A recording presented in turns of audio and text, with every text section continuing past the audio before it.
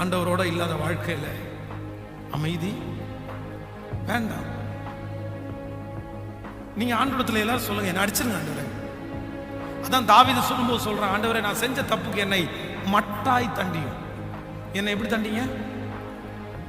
நான் சத்ரு கையிலேருந்து தண்டனை வாங்குறத விட உங்க கையிலேருந்து வாங்குறது எனக்கு ஆசீர்வாதம். ஜெபிங்க. உங்களை விட்டு பிரித்து போனேன்னா என்னை சமாதானமா வைக்காதீங்க ஆண்டவரே. எனக்கு பிரச்சனையை கொடுத்துட்டே இருங்க ஆண்டவரே.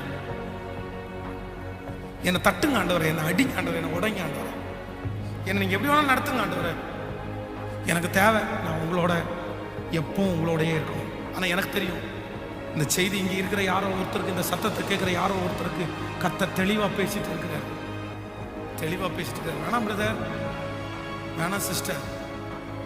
ஆண்டவருடைய அமைதிக்கு பின்னாடி அது எப்படி நடக்கும் நம்மளால கெஸ் பண்ண முடியும்.